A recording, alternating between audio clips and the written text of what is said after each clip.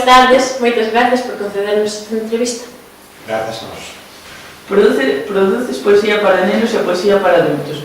Por que hai tan pouca poesía para a nosa idade? Ben, para a vosa idade, para nenas e nenos ainda hai poesía infantil, non? Eu coido que fago poesía máis para adolescentes neste momento e creo que hai un momento na vida, nese salto da infancia á idade adulta, na adolescencia, en que os textos que se levan escritos un pouco para a rapazada se lle quedan un pouco curtos a xente como a vos, pero tamén hai xente que ainda non se atreve a ler textos de poesía que, digamos, entre comiñas, adulta, non?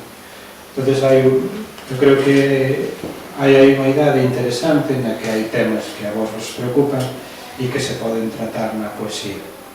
E aí está o intento un pouco de achegarse a eses mundos xuvenís, non? A través dos versos. E é un reto que me parece interesante facelo, porque non por unha moda ou algo, sino porque realmente a poesía é unha forma de expresión moi libre que permite achegarse a calquera tema e a calquera idade. E hai que evitar os tópicos sobre as posibilidades da poesía e dicir, isto non vale para a xente nova, ou sí que vale. Eu creo que vos tedes dereito a ler cousas tamén en verso. Como ves o panorama literario actual galego?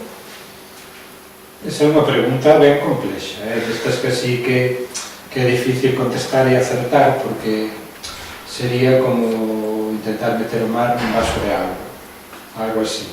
Entón, a ver, o panorama literario galego creo que ten unha gran ventaxa hoxe en día, que é moi variado. É dicir, dependendo dos gustos que teñades, existen textos, novelas, contos, libros de poemas, de ensaio, álbum ilustrado, banda deseñada. Existen todo tipo de estilos e temáticas, é dicir, creo que o panorama editorial é vizoso, é dicir, ofrecen moitas polas, moitas ramas para que vos escollades. Nese senso, creo que é un panorama normal, incluso me atrevería a decir que de certa calidade, non? Agora ben, temos un problema que é a difusión da nosa literatura, da literatura escrita en lingua galega, non? Primeiro, porque os índices de lectura seguen sendo baixos en xeral e porque o mercado editorial non ofrece espazo nin publicidade para moitos produtos feitos en galego. Entón, aí falla un pouco a difusión e a publicidade, porque existen tópicos e o mercado tampouco lle dá moito espazo á literatura feita en galego, pero eu atrevería a decir que é un panorama cando menos interesante, cando menos que merece a pena ser descoberto. Como elises a opción de escribir poesía ou narrativa cando tes un tema escollido? Bueno, eu ata agora non escribirá moita narrativa, entón, en xeral, podo decir que escribí poesía, máis que narrativa. E escollín a poesía, ou podo decir que casi me escolleu ela a min, porque foi un instrumento de autocoñecemento, de posibilidade de, bueno, vou intentar comprender o mundo a través da palabra. E a maneira máis persoal, diferente e atrevida de descubrir o mundo é escribir un poema.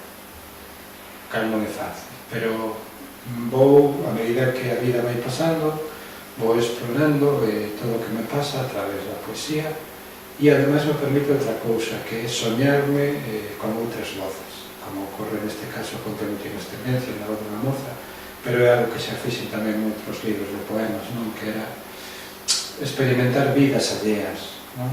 E darles a voz e a palabra a outras persoas e a outras realidades distintas á miña persoal, non? Entón, eu creo que a poesía é o ámbito literario no que me sinto máis libre, pero tamén teño probado a facer outras cousas. Por exemplo, fixen un dicionario de humor satírico que se chamaba Belcebú e era algo completamente distinto. Creo que tamén un escritor non ten por que pecharse a ningún xénero de entrada, non? Ás veces é a vida que che vai pedindo escribir unha cousa ou outra, entonces vai xurdindo, non é algo premeditado así con moita antelación, vou escribir agora isto. é como unha necesidade que vai surdindo pouco a pouco e que ti meditas e, bueno, pois agora apeteceme escribir desto e con esta forma, non? Primeiro maquinaria, agora penúltimas tendencias. Pensa seguir escribindo poesía para adolescentes? Pois, sinceramente, non o sei. É dicir, non... É certo que penúltimas tendencias non existiría probablemente se maquinaria non fose ben aceptada. É dicir, a maquinaria tivo unha recepción moi boa entre o público que ia dirixido.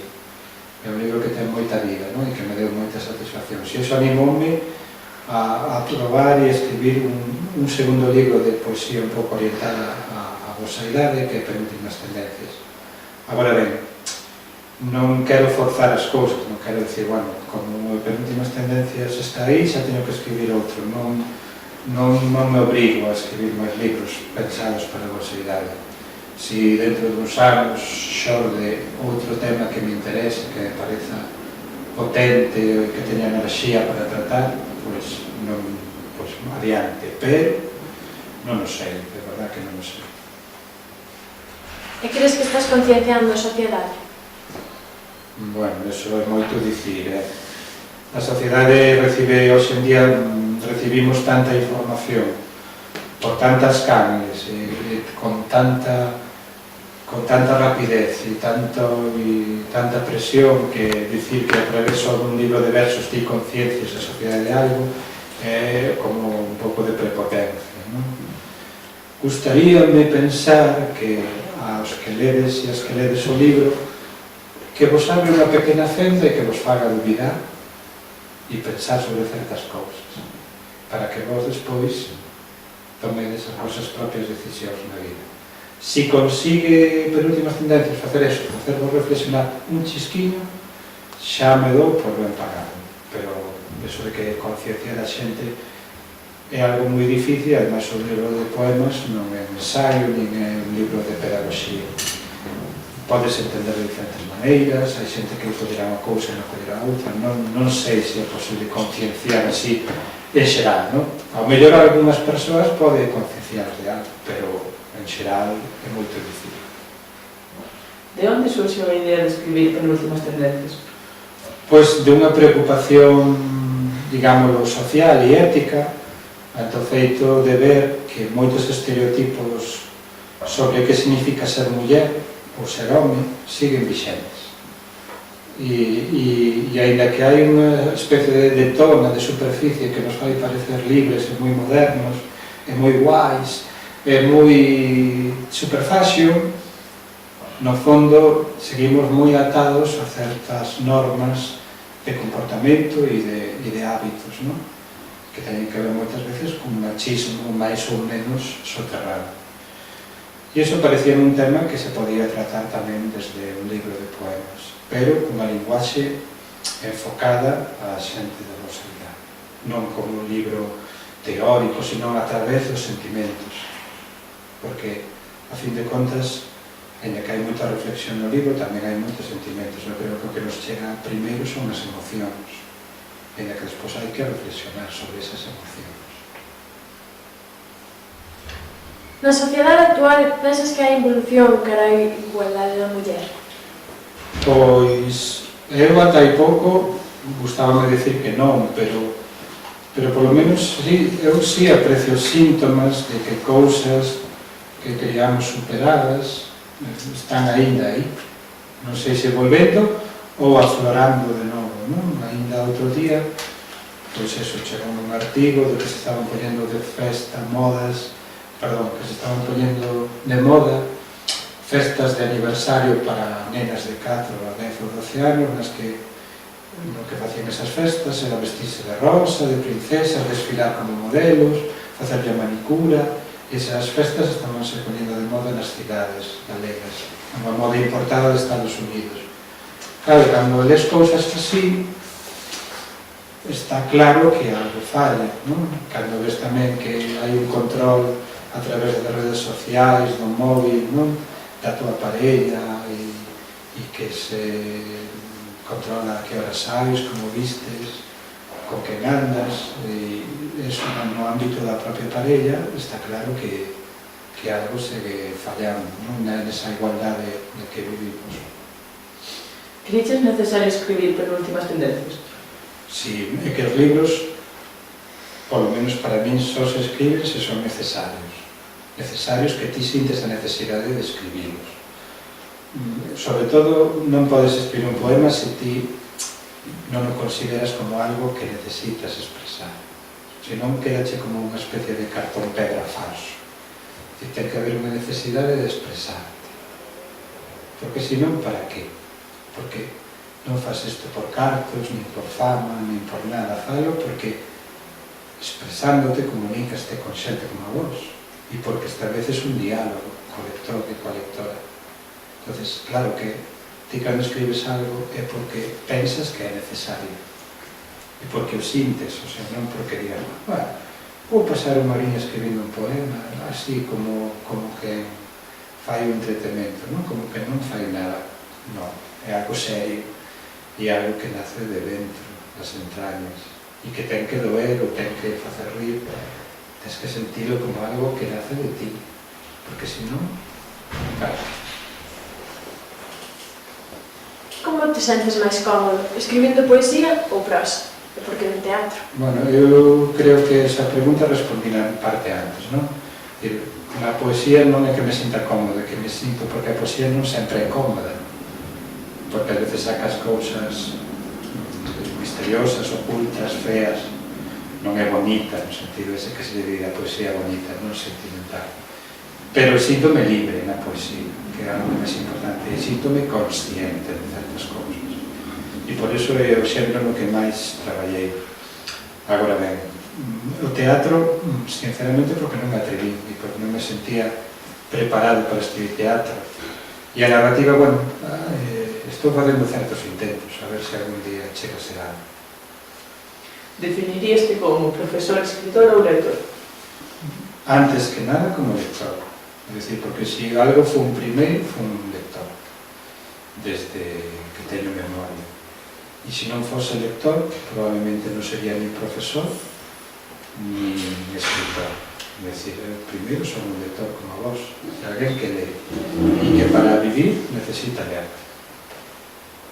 A partir de aí, o de escribir é algo que me dá moito placer, o de ser profesor é o que me dá de comer, pero tamén é algo que me apaixona, porque me permite estar en contacto coa xente nova e tamén aprender de vos, e estar en contacto coa realidade social inmediata, co que está pasando, non?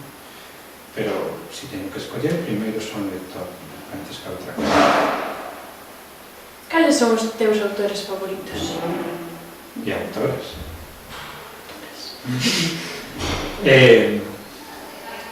Moitísimos, moitísimos. É dicir, podía estar aquí citando xente moito tempo, pero sería como eso, escoller graus de area na praia.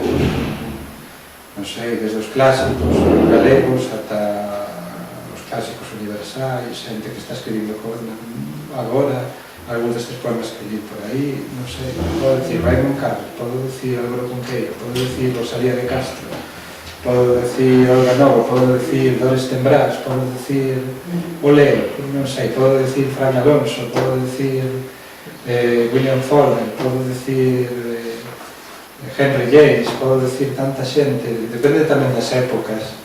Hai épocas da vida en que tes preferencia pelos autores, noutras cambias, máis evolucionando tamén co tempo. A literatura é un infinito, entonces nunca acabas de ler todo o que queres ler, e iso é maravilloso, sempre che quedan cosas por ler. Ben, pois moitas gracias por esta entrevista, esperamos ter noticias de outra obra tua moi pronto. Bueno, pois nada, eu darvos as grazas a vos por ter ese interese en falar de literatura e eso, que teñamos outra ocasión de seguir falando de libros e de lecturas e deste mundo así das palabras. Gracias a vos.